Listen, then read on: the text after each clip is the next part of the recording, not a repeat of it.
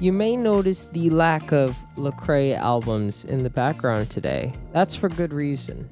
Mainly because I don't want to have his presence while I'm completely trash talking his record label.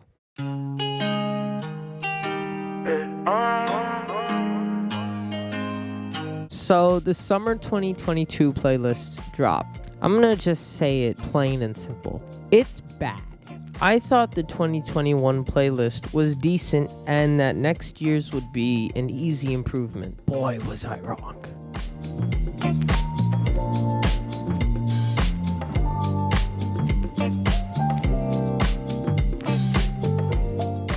Because this year was... In order to save time for myself, I simply just wrote my thoughts on each of the songs and made my own score of the playlist. Instead of trying to, on the spot, like I normally do, come up with something, I'm gonna kind of be following a script. So, here we go. Summer 2022 playlist. Track 1, Peachtree. I thought it was okay. It had a nice beat, decent verses, but the chorus of the song gets old and it gets old fast. I can only listen to it once and no more because if I do, I'll start getting a brain aneurysm. Track 2, Steppin'. I thought this track was okay. It sounded like most other Miles Minnick songs, had the same exact kick and sound to it. The chorus can be a bit tedious, but it's also easy to vibe to. What Up RG's part is definitely easy to vibe to, and so is just the chorus. Like I said, it can be a bit tedious, but once you get to the you can kind of, step to it. Oh, brother, this guy stinks! Number 3, Hummer. Meh. Yeah, I gave it a meh rating. This song, it's aggravating the potential that this song had and just flunked. The beat and the rap for it felt very disjointed. They felt like they didn't belong to each other, which is something, honestly, that I feel 350 normally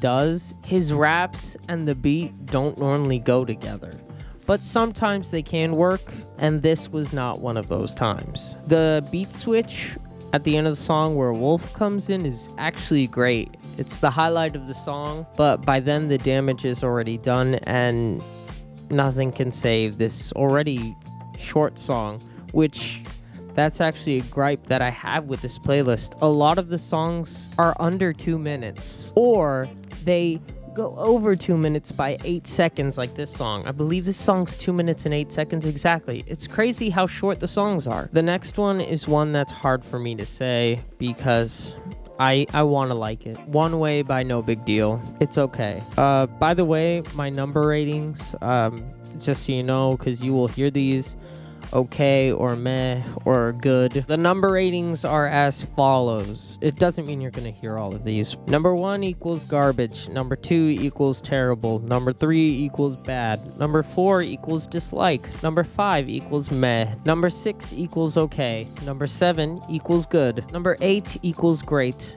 Number 9 equals amazing. And number 10 is legendary. Now that we got that out of the way. So One Way is okay. It feels like it's trying way too hard to be the next No Big Deal bop. No Big Deal is known for having these songs with incredibly tough beats that just make you want to party. I don't know how else to say it, but this song feels like it is trying way too hard. It's not bad, but there's no proper build up to it. The 808 in it is sudden and jarring. It's also not very memorable lyrically. Most of the times with a No Big Deal song, you have moments in it that you're like, oh, that was a good bar. With this song, I leave with nothing. The only memory I have of this song leaving it is that it sounds like they were trying to make the next No Big Deal bop. They were literally on the beat pad like Son of God doing what the sun say. With the hi-hats, the kicks.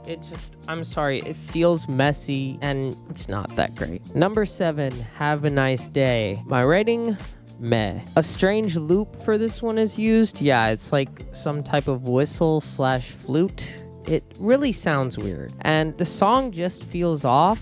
I can't exactly pinpoint what about it doesn't work, but just something doesn't. And it makes me want to hit skip whenever I hear this one.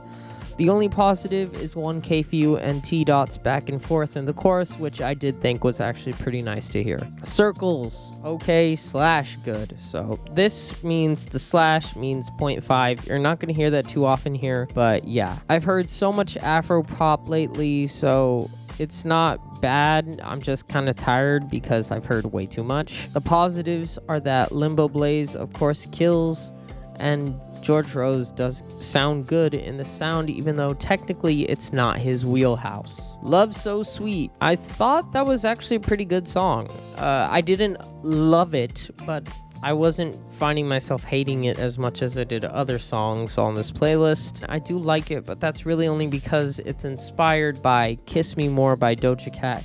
If you can't hear the similarities, you probably haven't heard the song Kiss Me More. And if you have and you still can't hear the similarities, then something's wrong with your ears, because they are there. And I'm pretty sure that Portia actually raps a Doja Cat bar verbatim. Or is it a Megan Thee Stallion bar? I don't know, but there is a bar that is rapped verbatim. Lunch Table, great. One of the 2 songs on this playlist that gets a great or higher, which is a 8 from me. I saw Bats' name and I was a little bit hesitant. I'm gonna be honest, I'm not a huge Bats fan. I don't really vibe with his music. It's that really drummy, lyrical music, and I'm sorry, I'm more a melodic rap type guy. It doesn't mean he hasn't had good songs, because he has. After hearing 15 seconds of Lunch Table, I was like, yeah, this is gonna be another, drummy dun, dun, dun, dun, and I'm not gonna want to hear it. The instrumental sounded weird, even though George Rose was producing, which I was like, oh well, he's a good producer, maybe it'll be a good song. I'm so happy it was. Then the beat switch hit, and I knew it was going to be an amazing song. And now it's the second best song on the playlist. George Rose's production is absolutely legendary on it.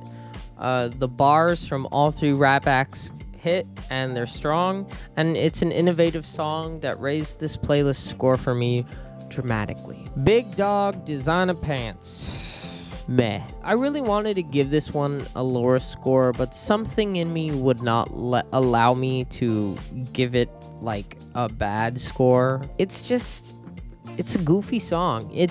I don't know, there's something about it. It doesn't have anything memorable in it. It's just goofy. That's the best way I can put it. The beat is weird. The chorus is not that strong, and not Clyde, who on past playlists and in just the rap game in general, who always impresses me, he failed on this song. Like, he did not do that great. And 1K Few is overplayed here. The only positive of the song is the little piano bit at the end, and that doesn't last long enough for me to say it's even an okay song. Any Attack.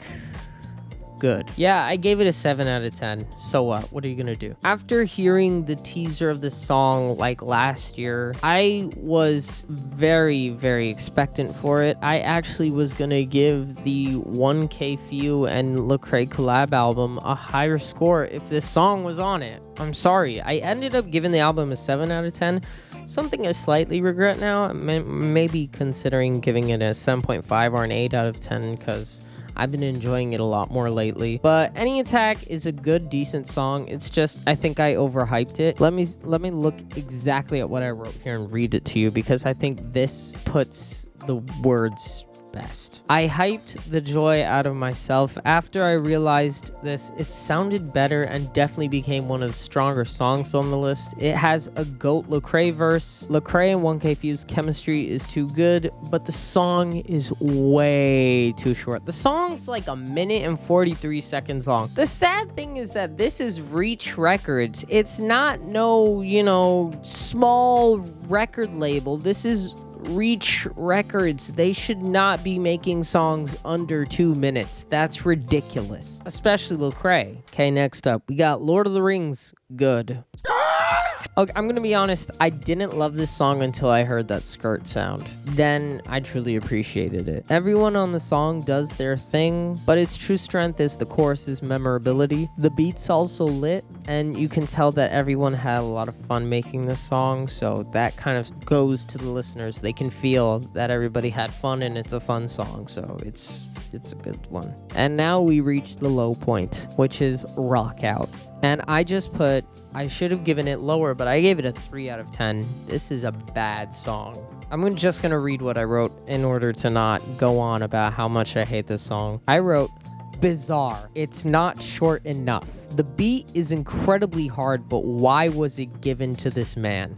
His flow is the worst thing I've ever heard. It doesn't even match with it. And what are these ad-libs? You literally cannot sink any lower than this. Yeah, that's my thoughts.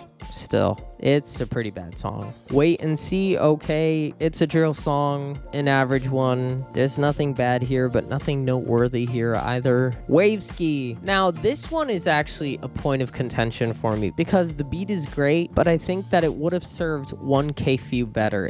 I don't know why, but I heard him on this song. When I was listening to it and listened to 1K, not 1K Famo, Vert Mob, do their thing on it, I was like, man, 1K Phew would have been just like excellent on this song. I think that Big Breeze gave a good verse and that Scooty Wop did too. But if you had put, instead of Breeze on the hook and pre-chorus, Phew, I think you would have had a hit there. It would have been a much better song in my opinion. So it's okay. Now we make it to the high point of this playlist. Wouldn't You Rather. Amazing. So that's a 9 out of 10. Again, I'm gonna read what I have here because I have something to say about the artist here. He kind of worried me with this, so you'll see what I mean. DJ Malik LV said that this is the best playlist that's been released, and I was worried for him. I wondered if there's something wrong with his ears, but then I remembered his song is the best one on the playlist, and that's a little comforting. Pop Keith is always welcome in my ears. The beat is infectious, and Paul Russell actually does a good job. I saw his name on the song and was prepared not to like it because I am not a Paul Russell fan. I don't really like any of his songs except for one, which is Kalamazoo, but he really impressed me. His part sounded pretty great. My only problem with this track is that it's too short, but that's okay because it gives me an excuse to replay it over and over again. Next up, we got New Church, which I put as okay. Should have put it lower. I wrote, I should like this one, but I don't. Phew's first verse is pretty good, and the beat's good, but I don't know, there's something about this song that my mind doesn't mess with musically. The conclusion that I arrived to was that this song, just like One Way, tries too hard to be a hit. The Supernatural remix, which was okay. On every single playlist, the remix single tends to be a bit of trouble, except for the La Fiesta one, which actually was pretty good. This one's strange because it's terrible, but great at the same time. The beat on some parts really does not fit with its original source, specifically Tripoli's first verse. Phew's verse is great on it, and I like it. It's also not bad with the hook, while it does tend to feel a bit strange also during the hook, during the first part especially. The second part, it actually sounds good. The flute kicks in, and it's really nice. But the first verse with this beat is just so awkward that this song is getting an okay. I Need You, good song. Like Circles, I am simply suffering from Afro-pop fatigue. Although this is my case, out of the two Afro tracks, this one is the superior one. The chorus is good, and Angie absolutely kills her part. I wanted to mention Scotty Wop, or Scooty Wop, however you say it, but then I looked on Genius Lyrics, and his name is on the track, but he literally only provides like vocals for like 2 seconds, so yeah. And the last track, Ultralight, which is very, very, very meh. It's not bad, it's just boring, sorry. So overall, you take all that, and the average you get is a 6 out of 10. But then you have to factor in other things too, like how replayable is this playlist? Which for me, I'd give it like a 3. It is not replayable. I haven't added the whole thing to my library.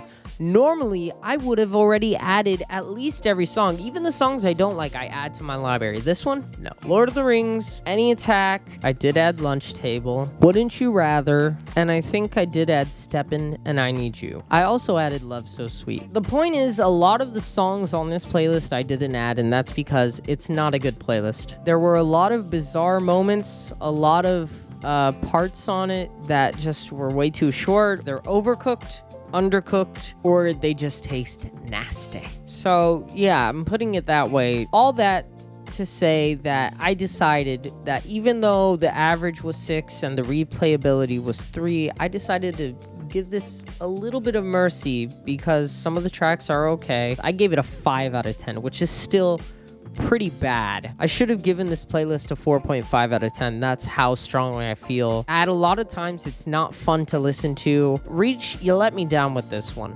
But there is good news from this. The good news is that when you reach a low point, I've said this on our review, I've said this in many places, you reach a low point, it means that you can reach a new high point. You know, you've made a playlist that was pretty bad, in my opinion, and again, I hate doing this. If you think that I like trashing music, I do not. I literally hate trashing music. So, yeah, the good news is that Reach made a bad playlist, which means their next playlist can't be worse. I know I said that with Drake, and he released Honestly Nevermind and taught us a lesson. Okay, guys, I'm really happy that you watched this. If you completely agree and think this is Reach's worst playlist, tell me. If you think I'm off my rocker, if you think that this playlist is absolutely the best and I am just wrong, tell me. That's what the comments are there for, so please don't be afraid to let me know. Subscribe also, follow my Instagram, the link should be down there. And remember, there's only 2 things I know. I know that Jesus is king, and JT, me, knows best. See you guys next time.